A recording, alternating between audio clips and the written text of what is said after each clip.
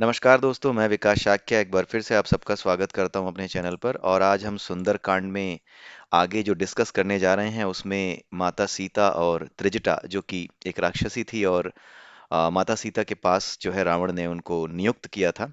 लेकिन वो सीता जी को समझ रही थी और राम जी को भी वो जानती थी। वो राम की भक्त थी इनफैक्ट, तो उन्हें पता था कि रावण जो कुछ कर रहा है वो गलत है और उसका परिणाम बहुत बुरा होगा। लेकिन माता सीता जो कि अब बहुत परेशान थी और लगभग ऐसा विचार कर रही थी कि मुझे तो आत्महत्या कर लेनी चाहिए, मुझे तो मृत्यु आ जानी चाहिए। तो इस तरह की कुछ बातें माता सीता ने त्रिजटा से की, और त्रिजटा ने फिर जो बातें माता सीता को समझाई, उससे हमें अपनी पर्सनल लाइफ में, हमें अपने व्यक्तिगत जीवन में अपने व्यक्तित्व को लेकर के कैसे हमें सुधार करने चाहिए उसके बारे में यहाँ पर इस सुंदरकांड के इस पर्टिकुलर वीडियो में हम समझेंगे। ठीक है, तो आइए देखते हैं। तो यहाँ पर देखिए, बातचीत हो रही है माता सीता और त्रिजटा के बीच में। त्रिजटा सन जो बोली कर जोरी, माँ तु विपत्ति संगिनी मैं तोरी, तजौ देह कर बेग उपाई, दुसह बिरहु अब नहीं सही जाई। ये जो है अवधि भाषा है, जैसा कि आपको पता ही है। तो त्रिजटा ये राक्षसी हैं जिनका नाम है त्रिजटा सन बोली कर जोरी। तो माता सीता जो है वो त्रिजटा के सामने अपने हाथ जोड़ करके बोली। कर मतलब हाथ, जोरी मतलब जोड़ना। तो त्रिजटा के सामने उन्होंने हाथ जोड़ करके कहा कि हे माता, आप मेरी विपत्ति संगिनी मैं तोरी, आप मेरी विपत्ति में मेरे साथ हैं। ठीक है। तजौ देहि करु बेगी उपाय, यानी कोई ऐसा उपाय करिए जल्दी। बेगी का मतलब होता है जल्दी। ये जो बेगी यहाँ पर शब्द यूज किया गया है इसका मतलब होता है जल्दी, अतिशीघ्र। आप अतिशीघ्र कोई ऐसा उपाय करिए जिससे कि मेरे प्राण छूट जाएं, मैं मृत्यु को प्राप्त हो जाऊं। दुसहु बिरहु अब नहीं सही जाई। ये बहुत ही बुरा जो विरह है भगवान श्री राम के साथ, जो मेरा वियोग हो गया है, अब ये मैं नहीं सह पा रही हूँ। और ऊपर से ये रावण, इस व्यक्ति से, इस व्यक्ति का सामना मैं कैसे करूं, रोज इसकी उल्टी सीधी बातें मैं कैसे सुनूं। आनी काठू रच चिता बनाई, जल्दी से लकड़ी ला करके मेरी चिता बनाइए।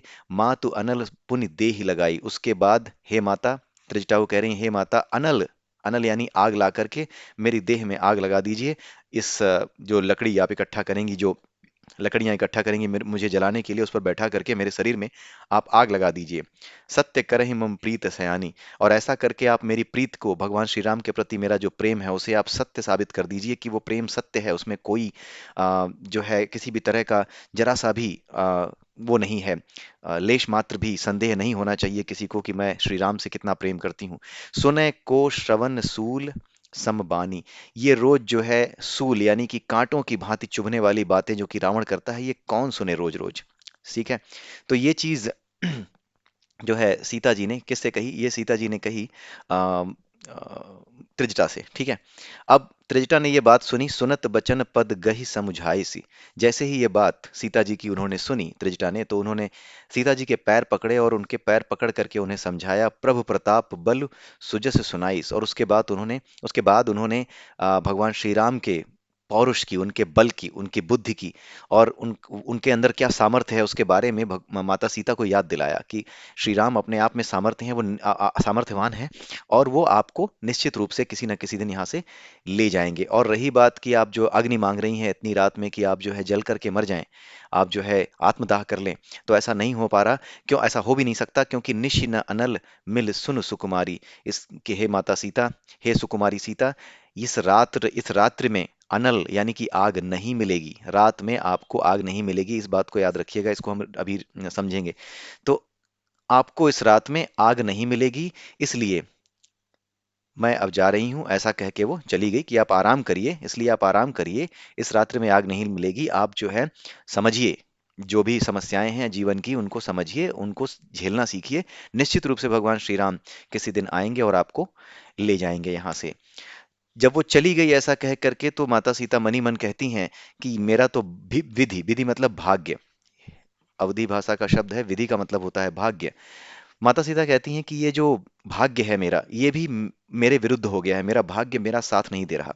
मिल ही न पावक मिट ही न सूला, ना तो मुझे इतनी रात में आग मिलेगी, और ना ही ये जो कष्ट मैं झेल रही हूँ रोज रोज, ना ही इस कष्ट से मुझे छुट्टी मिलेगी। ये बात उन्होंने मन ही मन कही। उसके बाद वो ये भी सोच रही हैं, देखियत प्रगट गगन अंगारा। ऐसा लग रहा है जैसे कि पूरे के पूरे आकाश में, यानी जब वो तारों को देख रही हैं आकाश में, तो उन्हें ऐसा लग रहा है कि ये सारे तारे, जितने भी तारे मुझे दिख रहे हैं, ये सारे तारे किसी अंगारे की तरह हैं। ये सारे तारे अंगारे की तरह हैं और ये सारे तारे जो कि अंगारों की तरह दिख रहे हैं, लेकिन इन अंगारों में से कोई भी एक अंगारा इस धरती पे नहीं आ रहा जो कि मुझे आए और जला जाए। मतलब इतनी पीड़ा, इतना कष्ट उन्हें हो रहा है। पावक मैं ससि स्त्रवत न आगी, मानहु मोहि जानि हत भागी। यहाँ पर चंद्रमा के बारे में बात की जा रही है। सूर्य तो है नहीं कि जला डाले, तो अब चंद्रमा के लिए कह रही हैं कि ये जो चंद्रमा है ये भी मुझे इतना अभागा समझ रहा है कि ये भी आग नहीं बरसा रहा, कि कम से कम यही आग बन जाए और आग बन करके मुझ पे बरस जाए, ताकि मैं इस आग में जल करके नष्ट हो जाऊं। यानी बहुत ज्यादा परेशानी और बहुत ज्यादा कष्ट, बहुत ज्यादा पीड़ा उन्हें महसूस हो रही है। आप समझ सकते हैं कितनी पीड़ा महसूस हो रही होगी जो इस तरह से वो सोच रही हैं। ठीक है। अभी इसका मतलब हम समझेंगे कि इसका मतलब क्या है। सुनहि विनय मम बिटप अशोका। अब यहाँ पे वो जो अशोक वृक्ष है, जिस वृक्ष के नीचे वो बैठी हैं, उस वृक्ष से भी वो कह रही हैं कि हे वृक्ष अशोक, तुम्हारा नाम अशोक है। ठीक है। अशोक, अ मतलब, और शोक मतलब, अशोक का मतलब जहां, जो शोक का अंत कर दे, जहां शोक ना हो। तो वो अशोक से भी प्रार्थना कर रही हैं। अशोक नाम के पेड़, अशोक का पेड़ था, उसके नीचे बैठी थी। तो उस पेड़ से वो प्रार्थना कर रही हैं कि तुम्हारा तो नाम ही अशोक है, तो अपने नाम को सत्य करो, सत्य नाम करो हरु मम शोका। तुम अपने नाम को सत्य करो, सत्य नाम करो यानी अपने नाम को सत्य कर दो, और हर लो मम मेरा शोका यानी शोक। आप यहाँ पर देखिएगा, ये श नहीं, ये वाला श इस्तेमाल, ये शोक के लिए श इस्तेमाल यहाँ पे किया गया, क्योंकि ये अवधी भाषा है। और अवधी भाषा जो है तद्भव यहाँ पे आपको काफी मिलेंगे, जिसका तत्सम ये है शोक। जो ये शोका लिखा है ना, शोक, ये अवधी भाषा में शोक ऐसे लिखा जाता है, लेकिन इसका जो तत्सम है यानी शुद्ध रूप है वो ये शोक है। क्योंकि ये भाषा अवधी है, इसलिए आपको ऐसा ही लिखा हुआ मिलेगा। सुन ही विनय मम बिटप अशोका। हे अशोक वृक्ष, तुम मेरी बात सुनो, मेरी विनती सुनो। तुम्हारा जिस तरह से नाम अशोक है, यानी शोक को हरने वाला, उसी तरह से तुम मेरे शोक को हर क्यों नहीं लेते, अपने नाम को सत्य क्यों नहीं कर देते। मेरा शोक हर लोगे तो तुम्हारा नाम सत्य हो जाएगा, लेकिन कुछ भी नहीं हो रहा। नूतन किसलय अनल समाना। किसलय का मतलब होता है कलियां, छोटी छोटी कलियां। तो अशोक के वृक्ष पे जो छोटी छोटी कलियां आई हुई थी, अशोक का जो पेड़ था, अशोक के पेड़ के नीचे जिस वहां जहां पे वो बैठी थी, उसमें जो छोटी छोटी कलियां खिली हुई थी, उन कलियों से भी वो कह रही हैं कि तुम्हारी ये कलियां जो है ना, ये कलियां भी बिल्कुल अग्नि की तरह लग रही हैं। ठीक है। ये देखने में मुझे बिल्कुल भी भा नहीं रही हैं, ये आग जैसी लग रही हैं। तुम बहुत ही सुंदर पेड़ हो, लेकिन तुम्हारी ये कलियां, तुम्हारी सुंदरता, तुम्हारे नए नए पत्ते, ठीक है, नए नए जो पत्ते हैं कलियों से निकले हुए, अभी जो नए नए पत्ते आए हैं, वो मुझे अग्नि के समान लग रहे हैं। तो इन्हीं से मुझे आग लगा दो ना, इन्हीं से मुझे आग लगा दो, और मुझे जो है मेरे कष्ट का निदान कर दो। दे ही अग्नि जनि कर ही निधाना। यानी मुझे ये जो पत्ते हैं, जो मुझे अग्नि के समान लग रहे हैं, तुम्हारे ये पत्ते मुझ पर आग बन के बरस जाएं, कुछ ऐसा करो, और मेरे कष्ट को हर लें, कुछ ऐसा करो। देख परम बिरहाकुल सीता, सो छन कपि कलप सम बीता। अब जो है हनुमान जी है ना, वो उस अशोक के पेड़ पर ही ऊपर बैठे हुए थे। उसी अशोक के पेड़ पर वो ऊपर बैठे हुए थे, जहां माता सीता नीचे बैठ करके इस तरह से विलाप कर रही थीं। ठीक है। तो जब वो विलाप कर रही थीं, तो उनको देख करके हनुमान जी को ऐसा लगा जैसे कि कितनी, मतलब उनको ऐसा लगा जैसे कि ये एक एक क्षण जो माता सीता को वो देख रहे हैं, इतनी परेशानी में, वो एक एक कल्प के बराबर, मतलब इतना बड़ा समय लग रहा है, जैसे कि ये समय बीतेगा कैसे। उन्हें बड़ा दुख हो रहा है। तो इसी दुख में उन्होंने क्या किया, उन्होंने यहाँ पर अब ये सोरठा है। सोरठा और दोहा और चौपाई, इन तीनों के विषय में हमने पढ़ा है। सोरठा क्या होता है? सोरठे में 4 खंड होते हैं, इसमें 11 13, 11 13 इतनी मात्राएं होती हैं। 24 मात्राएं टोटल होती हैं। 11 पहले खंड में, 13 दूसरे खंड में, ठीक है, फिर 11, फिर 13, इस तरह से मात्राएं होती हैं। हमने समझा हुआ है, आप इसकी मात्राएं भी लगा करके देखते रहिएगा, समझ जाएंगे आप कि हाँ क्या जो है ग्रामर है चौपाइयों का, दोहों का और सोरठे का, तो वो आप समझ जाएंगे। तो अब जब हनुमान जी ने ये देखा कि माता सीता इतनी व्याकुल हैं, तो उन्होंने कहा कि कुछ तो इनका अब कष्ट दूर करना पड़ेगा, इन्हें अब सांत्वना देनी पड़ेगी कि मैं हूं, मैं आ गया हूं, भगवान राम का दूत आ गया है, ये बताना पड़ेगा। तो उन्होंने क्या किया, कपि करि हृदय विचार, कपि करि हृदय विचार, यानी हनुमान जी ने अपने हृदय में विचार किया। ठीक है, अपने हृदय में विचार करके कि हाँ अब जो है उपाय करना चाहिए, अब माता सीता के सामने जाना चाहिए। उन्होंने अपनी हाथ में जो भगवान श्री राम की दी हुई अंगूठी थी, भगवान श्री राम ने अपनी अंगूठी उनको दी थी, तो वो अंगूठी वो उन्होंने नीचे गिरा दी। ठीक है। दीन ही मुद्रिका, मुद्रिका मतलब अंगूठी, डारी मतलब नीचे गिरा देना, डार देना, डाल देना।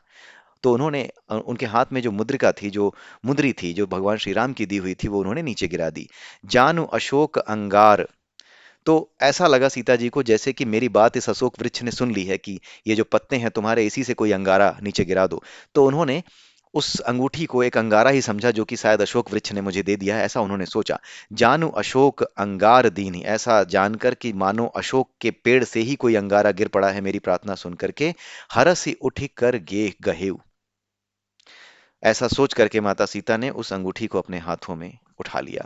अब इसके आगे की जो चीज है वो हम अगले वीडियो में देखेंगे, लेकिन इसमें जो मैसेज हमें मिलता है जरा वो हम समझ लेते हैं। बहुत ही छोटा सा मैसेज है, हमारी अपनी पर्सनालिटी के लिए बहुत जरूरी है। हमें कैसे सोचना चाहिए, एक आध्यात्मिक पुरुष को किस तरह से अपनी हिम्मत नहीं हारनी चाहिए, वही यहाँ पर बताया गया है। दो तीन चीजें आप समझ लीजिए।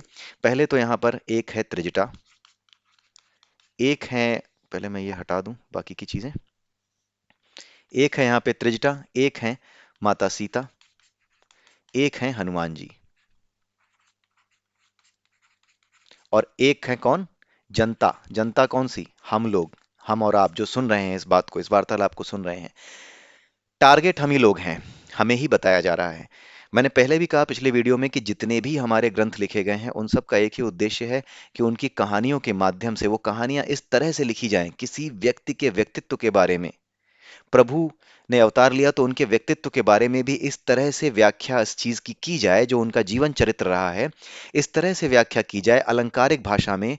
क्योंकि ये भाषा अलंकारिक होती है, इसलिए इसमें कुछ ऐसी चीजें लगती हैं, देखने में ऐसी लगती हैं जैसे कि ये क्या जादू टोना की बात हो रही है, या ये कैसे चमत्कारों की बात हो रही है, या ये कैसे पाखंड की बात हो रही है। लेकिन ये हर किसी के बस का समझना नहीं है, क्योंकि ये जो भाषा है ये अलंकारिक होती है और ये जानबूझ करके इस तरीके से लिखी जाती है। और इसका अर्थ वही लोग समझ सकते हैं जो इसकी गहराई में जा पाते हैं। जब वो इसकी गहराई में जाते हैं तो उन्हें समझ में आ जाता है कि ये जो बात कही जा रही है, इस बात के पीछे की गहराई हमारे व्यक्तित्व को उज्जवल बनाने के लिए यहाँ पे क्या कहा जा रहा है, किस तरह से हमें अपना जीवन जीना चाहिए, उसके विषय में क्या सूत्र दिया जा रहा है। उस सूत्र को समझने के लिए ही ये बातें इतनी अलंकारिक भाषा में लिखी जाती हैं, और इस भाषा को समझना हमें सीखना पड़ता है। ठीक है। और जब आप ये सीख जाते हैं तब आप समझ जाते हैं कि यहाँ जो चीजें लिखी गई हैं वो भगवान राम के, माता सीता के और किसी के भी चरित्र को लेकर के जो चीजें लिखी गई हैं वो हमें कुछ समझाने का भी प्रयास कर रही हैं। ये केवल एक कहानी नहीं है, उनके जीवन की कहानी नहीं है। ये उस कहानी में इतनी चीजें जोड़ी जाती हैं, इतनी बातें बता दी जाती हैं कि जब आप उसको अपनी वैचारिक बुद्धि से, आध्यात्मिक बुद्धि से जब आप उनका एनालिसिस करें तो आपको खुद समझ में आए कि क्या कहा जा रहा है, क्या कहने की कोशिश की जा रही है। अब यहाँ पर आप देखिए कि माता सीता इतनी परेशान है, रावण उनको उठा लाया है, यानी वो किस में फंस गई हैं? वो एक विपत्ति में फंस गई हैं। एक चीज ये हुई है कि वो एक विपत्ति में फंस गई हैं। इतनी बड़ी विपत्ति आ गई है कि न जिया जा रहा है न मृत्यु आ रही है। इस तरह का समय कभी कभी हमारे जीवन में भी आ जाता है, जब कुछ लोग आत्महत्या करने का विचार करते हैं। ठीक है। इस तरह की विपत्ति आ जाती है। जैसे अभी मेरे जीवन में ऐसा समय चल रहा है कि ना तो नौकरी मेरे से की जा रही है, ऐसा होता है कि ना तो नौकरी की जा रही है क्योंकि आध्यात्मिक उन्नति में ऐसा लग रहा है बाधक बन रही है, ना ही नौकरी छोड़ी जा रही है क्योंकि जीवन की जो बाकी चीजें हैं वो उसी के माध्यम से पूरी होती हैं। तो इस तरह की स्थिति में कई बार ऐसा लगता है कि कौन मुझे इससे छुड़ाएगा। ईश्वर पर भरोसा रखें, किस पर भरोसा रखें, इतना भरोसा रखें, कितना करें कि हमारे हमारा संकट जो है दूर हो जाए। कितना भरोसा हम रखें, कितना हम करते जाएं, क्योंकि समस्या तो बढ़ती ही जा रही है, उलझती ही जा रही है। दिन पर दिन वो कम होने के बजाय वो और उलझ रही है। वो हमें ऐसी दिख रही है, समस्या इतनी विशाल होती दिख रही है जैसे कि ये समस्या हल ही नहीं होगी। जब तक ये जीवन रहेगा तब तक ये जीवन इसी तरह से चलेगा, और मृत्यु के समान ही ये जीवन चलेगा, जहां पे हमें अपने अस्तित्व को लेकर के कुछ भी करने का अवसर नहीं मिलेगा। केवल और केवल एक गुलाम की तरह ही हम जीते रहेंगे। एक एग्जाम्पल दे रहा हूं, इस तरह की चीजें होने लगती हैं। कई बार जीवन में इस तरह के विचार आने लगते हैं कि हर चीज जो भी है ना, भगवान करे मौत आ जाए, मैं मरता क्यों नहीं। ठीक है। भगवान करे कुछ हो जाए, ऐसे ही निकल जाऊं, इतनी परेशानियां मुझसे सही नहीं जा रही। ये जीवन में समय आता है, और यहीं पर ये जो सुंदर कांड है ये हमारी हेल्प कर रहा है। खास करके आज का जो ये वीडियो है उसमें यही चीज बताई गई है। त्रिजटा, त्रिजटा एक राक्षसी है लेकिन वो सद्बुद्धि वाली है। तो कहने का मतलब ये है कि चाहे कोई व्यक्ति कितना भी, कैसे भी परिस्थितियों में, किसी भी कुल में जन्म क्यों ना ले ले, लेकिन यदि उसकी बुद्धि सात्विक है तो वो किसको सलाह दे सकता है? वो उसे भी सलाह दे सकता है जो माता सीता जैसा है, जिन्हें स्वयं माता लक्ष्मी का अवतार माना जाता है। वो उसे भी सलाह दे सकता है, वो उसकी भी मदद कर सकता है, उसके पास भी ऐसी बुद्धि हो सकती है जो एक क्षण में किसी बहुत बड़े बुद्धिमान को उस बुद्धि की आवश्यकता पड़े, इस तरह की बुद्धि भी उसके पास हो सकती है। यानी किसी कुल का कोई लेना देना नहीं है किसी व्यक्ति की बुद्धिमत्ता से। और वास्तव में किसी कुल या किसी जाति का किसी की बुद्धिमत्ता से लेना देना नहीं होता। हमारे सभी शास्त्रों में यही समझाया गया है, यही बताया गया है कि अपने कर्म के आधार पर ही आपका वर्ण तय होता है। आपका कुल आपके जन्म के आधार पर तय होता है, लेकिन वर्ण केवल और केवल आपके कर्म के आधार पर तय होता है। आपके कुल का कोई लेना देना नहीं होता। आप किसी भी कुल में पैदा हुए हो, अगर आपने पुरुषार्थ किया है और पुरुषार्थ करके उस स्तर पे पहुंचे हो जिस स्तर पे दूसरे हैं, तो आप दूसरों से श्रेष्ठ भी हो सकते हो। इसका कोई वो नहीं है, अर्थ नहीं है कि आप एक कुल में जन्म ले लिए तो उस आपके उस कुल में जन्म लेने की वजह से उसे समाज में अगर नीचा समझा जाता है तो आप भी उसे आप भी अपने आप को नीचा समझने लगे। नहीं, पहले तो वही लोग गलत हैं जो इस तरह का व्यवहार करते हैं। दूसरी बात, जो लोग वर्ण और कुल के बीच का अंतर नहीं जानते वो इस तरह का व्यवहार करने लगते हैं। इन्हीं लोगों ने सनातन धर्म को सबसे पहले धक्का दिया था। आज जो लोग कहते हैं ना कि हिंदू धर्म को, सनातन धर्म को इतना ज्यादा परेशानी क्यों हो रही है, मुझे भी तकलीफ होती है देख करके कि कितनी गलत बातें सनातन धर्म को लेकर के, हिंदू धर्म को लेकर के फैलाई जाती हैं। लेकिन इस बात को भी हमें मानना होगा कि कहीं ना कहीं इन चीजों ने भी, दूसरों ने जो नैरेटिव बनाया उस नैरेटिव को सपोर्ट किया है। जो व्यवहार हमारे यहाँ कई बार लोगों द्वारा किया गया, हमने कई कई बार ऐसी ऐसी इंसिडेंट्स भी हुई हैं, सुनने को मिली, जहां पर एक इंसान को इंसान ही नहीं समझा गया जस्ट बिकॉज कि वो किसी ऐसे कुल में पैदा हो गया जिसे हम नीचा समझते हैं। ठीक है, लोग नीचा समझते हैं, जबकि ऐसा किसी ग्रंथ में किसी शास्त्र में नहीं कहा गया था। केवल और केवल उनके सही अर्थ ना समझने की वजह से वर्ण का, जाति का, कुल का क्या महत्व है और किसका महत्व सबसे कम है, किसका महत्व बिल्कुल नहीं है। जाति का कोई महत्व नहीं है, क्योंकि जाति आपके कर्म, जो कर्म क्षेत्र होता था, कार्य क्षेत्र होता था, उसके आधार पे डिसाइड होती थी। लेकिन कर्म, यानी आप जो है शिक्षा ग्रहण करने का काम करते हैं, या धन कमा करके समाज को ऊपर उठाने का काम करते हैं, या फिर आप समाज की रक्षा का काम करते हैं, या फिर आप इस लायक नहीं हो पाए, जीवन ऐसा था या जो भी था कि आप जो है नहीं कर पाए, कुछ ज्ञान नहीं ले पाए, आपकी बुद्धि उतनी नहीं खुल पाई बाकियों जैसी, तो फिर वो इस बात के लिए मजबूर होता था कि वो राजा नहीं बन सकता, वो उच्च पदों पे नहीं जा पाता, क्योंकि काबिलियत से ही लोग ऊपर उठते हैं। जब वो काबिलियत से ऊपर नहीं उठ पाता तो वो छोटे काम करता था। आज की डेट में भी कोई फर्क नहीं पड़ता, अगर आप एक ब्राह्मण हैं और पढ़ने लिखने में अगर आप नहीं अच्छे थे तो क्या होगा? क्या आप जिंदगी भर क्या आप किसी बड़े उच्च पद पे पहुंच पाओगे? पढ़े लिखे नहीं हैं आप, आपके पास बुद्धि नहीं है, आप सोच नहीं पा रहे, आपने अपने शास्त्रों को भी खोलकर नहीं देखा कि कम से कम वहां पे कुछ बातें समझ में आ जाए, तो अगर आपने कुछ भी नहीं समझा तो क्या होगा? आपको कोई उच्च पद मिलेगा समाज में? बिल्कुल नहीं मिलेगा, मिलना भी नहीं चाहिए। तो आप ब्राह्मण होते हुए भी क्या हो जाएंगे? शूद्र हो जाएंगे। इसीलिए कहा जाता है कि कर्म के आधार पे ही वर्ण तय होता है। आप ब्राह्मण होते हुए भी शूद्र हो जाएंगे। तभी भगवत गीता में भी एक श्लोक है जहां अर्जुन कहता है कि अगर मैं अपने ही लोगों को, अपने ही भाइयों को मारूंगा तो मेरा परिवार क्या हो जाएगा? मेरे परिवार में सभी बड़े बूढ़े मार दिए जाएंगे और कुल परंपरा का नाश हो जाएगा। कुल परंपरा के नाश होने से वर्ण संकर संतानें पैदा होंगी। जब वो है क्षत्रिय कुल का, तो वर्ण संकरता की बात अपने ही परिवार में क्यों कर रहा है? ये आप देखिएगा, पहले चैप्टर में ही श्लोक है ये, पहले या दूसरे चैप्टर में। तो वहां पे वो ऐसी बात क्यों कर रहा है? क्योंकि वो कॉन्सेप्चुअली क्लियर था, और कॉन्सेप्चुअली बिल्कुल क्लियर बातें थीं। वो तो आज के समय में उल्टी सीधी बातें समझा दी गई हैं। वो बिल्कुल क्लियर था कि उससे ऐसा लग रहा था कि अगर मैं अपने अपने ही लोगों को मारने का कर्म करूंगा, तो ऐसा कर्म करने से मेरे घर में जो बड़े बूढ़े हैं, जो कुल परंपरा को बनाए रखते हैं, जो हमें समझाते हैं बातें, जो हम कुछ गलत करते हैं तो हमें उपाय बताते हैं, यज्ञ करने में, यज्ञ करवाते समय कैसे क्या करना है क्या नहीं करना है, उनका जो महत्व है कि वो बैठते हैं, वो हमें आशीर्वाद देते हैं, तभी जाकर के वो परंपरा हमारी बनी रहती है। तो जो क्षत्रिय कुल में पैदा हुआ वो क्षत्रिय तभी बना रह पाऊंगा जब कर्म से क्षत्रिय रहूंगा। लेकिन इन्हें मार करके हमारे घर में क्षत्रियों के कर्म आगे चल के बंद होने लगेंगे। जब कर्म बंद होने लगेंगे, ध्यान दीजिएगा, क्षत्रियों के कर्म बंद होने लगेंगे, कम हो जाएंगे। वो होते होते धीरे इतने कम हो जाएंगे कि वर्ण संकरता आ जाएगी, यानी हम है तो क्षत्रिय, लेकिन हो सकता है कि हमारे घर में कोई ऐसी संतान पैदा हो जाए जो शूद्रों जैसी हरकत करती हो। तभी भगवान कृष्ण ने उसको समझाया था कि इन चीजों में मत पड़ो, क्योंकि इस चीज का कोई लेना देना नहीं है। हर व्यक्ति अपने कर्म का लेखा जोखा लेकर के खुद पैदा होता है, और ये उसी की जिम्मेदारी है कि वो ज्ञान प्राप्त करे, या फिर कर्म ऐसे करे जो कि सही हो, जो उचित हो, जो धर्म के कर्म हो, जो धर्म के मार्ग पर चलने वाले कर्म हो। ये उसकी अपनी जिम्मेदारी है। ठीक है, तो इसीलिए भगवान कृष्ण ने उसको ये चीज समझाई थी। अब यहाँ पर भी ये चीज हमारे लिए समझने लायक है कि एक त्रिजटा नाम की राक्षसी ये समझाने का प्रयास कर रही है माता सीता को कि आप चिंता मत करिए। इसका मतलब क्या है? इसका मतलब ये है कि उचित सलाह कहीं से भी मिले, उस सलाह को सुनो। ये मत सुनो कि वो किसके मुंह से निकली है। आप समझ गए? अमृत चाहे कहीं से मिल रहा हो, उसे ले लो। अमृत यानी ज्ञान। अगर वो किसी राह चलते, हो सकता है कोई रिक्शे वाला, जिसे हो सकता है कि आप बहुत बड़ी कंपनी में बहुत बड़े मैनेजर हो, लेकिन किसी दिन ऑटो रिक्शे वाले के साथ आप बैठे हो, और ऑटो रिक्शे वाले को समहाउ पता लग गया, आप अपने दोस्त से बात कर रहे थे, उसने आपकी बातें सुन ली, आप फोन पे बात कर रहे थे, समहाउ उसे पता लग गया कि आप परेशानी में हो, और उसने अगर आपको सलाह दी, उसने कहा कि सर एक बात बोलूं, ऐसा कर लीजिए, वैसा कर लीजिए, मुझे तो ऐसा लगता है, तो आप उसकी बात धैर्य पूर्वक सुनिए। ये मत सोचिए कि रिक्शे वाला तू क्या समझाएगा मुझे। ये बात यहाँ समझाई जा रही है कि कोई भी कुछ सलाह आपको दे, तो आप ये मत समझिए, आप ये मत देखिए कि ये क्या है, ये रिक्शे वाला है या छोटा आदमी है, बड़ा आदमी है, आपको पद कितना मिला हुआ, उस पद के आधार पे आप मत सोचिए कि वो कितना छोटा है कितना बड़ा है। ज्ञान कहीं से मिल रहा हो उसे प्राप्त कर लेना चाहिए। हर कोई गुरु है, यही कहने की कोशिश की जा रही है। जो आपकी शुभ चिंतना में कोई बात कह रहा हो, हर वो व्यक्ति गुरु है।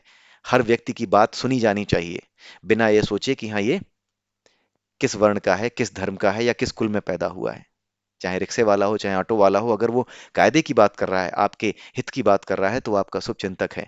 आपको उसकी बात सुननी चाहिए, सुनना चाहिए, बिना ये सोचे कि सामने वाला क्या है। कुछ लोग कहते हैं, अरे ये रिक्शे वाला ये बताएगा, ये नारियल वाला ये बताएगा मुझे, तेरी औकात क्या है, तू मुझे समझा रहा है, ज्ञान दे रहा है, जान रहा है। अरे अपने आप को मुसीबत में फंसाए बैठे हो, फिर भी सामने वाले को कह रहे हो कि तू है क्या। तो इससे बड़ी मूर्खता कोई नहीं हो सकती। यहां पर माता सीता ने उसकी सारी बातें सुनी त्रिजटा की, और कुछ भी नहीं कहा कि तू एक राक्षसी, तू ज्ञान की बातें कर रही है, ऐसा कुछ कहा नहीं कहा। यही व्यवहार हमारा होना चाहिए। और सीता जी हैं, तो सीता जी को ये चीज, सीता जी का जो ये बिहेवियर था कि उन्होंने उसकी बात को सुना, भले ही उनका दुख दूर नहीं हुआ, लेकिन उन्होंने उसकी बात को सुना, समझा, और ये कहा कि हाँ तुम तो मेरी शुभचिंतक हो। इसीलिए कहा गया है, ठीक है, कि किसी आदमी की जात मत देखिए, जात न पूछो साधु की। ठीक है, इसीलिए ये बात कही गई है। तो ये जो संदेश हमारे यहाँ दिए गए हैं, ये संदेश बड़े छुपे हुए, बड़े गूढ़ हैं, और जो राक्षसी प्रवृत्ति के लोग हैं वो इस संदेश को नहीं समझ सकते। वो बस इतना ही समझ सकते हैं, राम ने सीता को क्यों छोड़ दिया, ये इतना ही समझ सकते हैं, क्योंकि वो गधे हैं। सीधी सी बात है, मैं उन्हें गधा ही कहता हूं, क्योंकि उन्होंने कभी इन बातों को नहीं समझा जो बातें यहाँ लिखी हुई हैं। ठीक है, तो यहाँ पर यह बताया गया है कि जब आप परेशानी में होते हो तो ऐसा ही लगता है कि मैं मर ही क्यों ना जाऊं। ठीक है, तो ये सारी चीजें जो बताई गई हैं कि आग गिर पड़े, ऊपर से तारा जो है आ जाए मुझे जला दे, ऐसी ही फीलिंग होती है कि भगवान कुछ हो जाए, मर ही क्यों ना जाऊं। ऐसा ही होता है, आने लगती है। और ये बात गलत नहीं है जो मैं कह रहा हूं, ये कई बार कई लोगों के साथ होता है, आप ऐसे लोग देख सकते हैं। कई बार ऐसा होता है जो आत्महत्या करते हैं, कई बार ऐसे ही विचारों के बीच में रहते हैं वो, कि कहीं से कुछ हो जाए, आग लग जाए, मैं गिर जाऊं, मैं मर जाऊं, कुछ हो जाऊं, नहीं हो रहा, चलो मैं ही कूद जाता हूं। ये होता है। लेकिन तभी हनुमान जी कौन है? हमने पहले भी इस बात को डिस्कस किया है कि हनुमान जी भक्ति का अवतार हैं। अगर भगवान की भक्ति को एक तत्व माना जाए, तो वो भक्ति अगर शरीर धारण करे, तो शरीर धारण करने पे वो कैसी दिखेगी? वो हनुमान जी जैसी दिखेगी। भक्ति जो है अगर वो शरीर धारण करेगी, तो वो हनुमान जी जैसी दिखेगी। ठीक है, यही चीज यहाँ पे समझाई गई है। तो जिसके अंदर भक्ति है, जिसके अंदर भक्ति है, यानी कितनी भी मुसीबत आई हो जीवन में, यदि आप परमात्मा पे विश्वास रखने वाले हैं, यदि आप अपने ऊपर विश्वास रखने वाले हैं, यानी आत्मा पर, आत्मा और परमात्मा दो हैं। आत्मा यानी अपने आत्मा की गहराइयों को समझे, जो जो ज्ञानी है, जो जान जाए कि सब कुछ आत्मा है, ये शरीर नहीं है। ये जो जीवन में परेशानियां आ रही हैं, ये केवल परेशानियां केवल और केवल मेरे संचित कर्मों का, मेरे प्रारब्ध लब्ध कर्मों का ही फल हैं। जो इस साइंस को समझ जाए कि ये प्रारब्ध लब्ध कर्म है, इसी वजह से ये सामने आ रही हैं समस्याएं, तो वो भक्ति में लगा रहे साथ में। ठीक है, जो इस तरह के विचारों को रखता है अपने पास, वही भक्ति कर भी सकता है, और किसी के बस की है भी नहीं। जो ये जानता है, जो इस बात को स्वीकार कर लेता है कि जो भी परेशानियां मेरे जीवन में आ रही हैं, वो मेरे प्रारब्ध लब्ध कर्म ही हैं। और उसके बाद अगर वो ये जानता है कि अपने भीतर मन में ये जानता है कि मुझे अपनी भक्ति को सुदृढ़ रखना है, ये जो भक्ति है ये मुझे बनाए रखनी है, विश्वास नहीं टूटना चाहिए। अगर वो अपना विश्वास बनाए रखता है, तो क्या होता है, कपि कर हृदय विचार।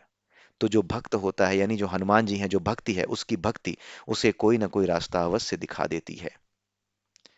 ठीक है, यानी जब चीजें बहुत बिगड़ जाती हैं, बिल्कुल ही ऐसा लगता है सब कुछ समाप्त होने वाला है, मैं ही अपने आप को समाप्त कर लूं, लेकिन यदि आप भक्त हैं, यदि आप विश्वास रखते हैं, ईश्वर पर विश्वास रखते हैं, अपनी आत्मा पर विश्वास रखते हैं, अपने पुरुषार्थ पर विश्वास रखते हैं, जो कि परमात्मा पर विश्वास के बिना आ ही नहीं सकता।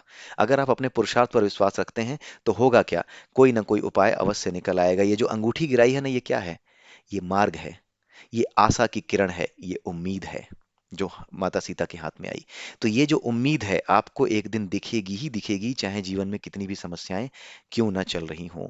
यही यहाँ पे समझाया गया है, और यही जो कहानी है माता सीता और त्रिजटा को लेकर के, जो कहानी है इसको लेकर के जो बातें हैं, आप इनको ऐसे ही समझिए। और ऐसे ही ये जो सुंदर कांड है आपके जीवन में बहुत उपयोगी हो सकता है। अगर आप इसे सिर्फ एक कहानी की तरह देखेंगे तो ये इतना उपयोगी आपको नजर नहीं आएगा। ये पाठ होते रहते हैं, आप जाके सुन लीजिएगा, लेकिन इनके अर्थ निकालना, ये हमसे क्या कह रही हैं, ये बातें हमसे क्या कही जा रही हैं, इन्हें समझना बहुत जरूरी है। तो इसी के साथ जो है आज का ये मैं वीडियो यहीं समाप्त करता हूँ, क्योंकि वीडियो ज़्यादा लंबा मैंने करना नहीं चाह रहा। और इसी के साथ जो है आज के इस वीडियो को समाप्त करने के बाद मैं आपसे अनुरोध करना चाहूँगा कि मेरी जो बुक आई हुई है, जो विज्ञान खंड के नाम से आई हुई है, भगवत गीता विज्ञान खंड, इसका अभी जो किंडल वर्जन एडिशन है वो अवेलेबल है। और अगर आप चाहें तो उसको कुछ दिनों में उसका जो हार्ड कॉपी वर्जन है वो भी आपको फ्लिपकार्ट और आपके अमेजन पे अवेलेबल हो जाएगा। अगर आपको सही लगता है, अगर आपने हमारे वीडियो देखे हैं और आपको लगता है कि हाँ, किताब खरीद सकते हैं आप, उन किताबों में चीज़ों को कंसोलिडेट कर दिया गया है, और 6 चैप्टर्स को लेकर के वो किताब लिखी गई है। तो उन चैप्टर्स को आप पढ़ सकते हैं, उनको देख सकते हैं, वो किताब खरीद सकते हैं। अगर आपको अच्छी लगे तो और लोगों तक भी पहुंचाइए उसके बारे में। आप जो है उसमें जो बातें लिखी हैं उन बातों को समझिए, उन बातों को उदाहरण के तौर पर सामने रखिए, ताकि जो सनातन धर्म का असली विज्ञान है वो क्या कहना चाह रहा है, हमारे व्यक्तित्व को लेकर के वो किस तरह से अपने आप को विकसित करने की बात करता है, इसके बारे में आप जरूर लोगों से बताएं, जरूर लोगों तक पहुंचें। ठीक है, तो इसी के साथ आज का ये वीडियो मैं यहीं समाप्त करता हूँ। अगले वीडियो में फिर मिलेंगे, तब तक के लिए जय श्री राम, जय श्री राधे, जय श्री कृष्ण।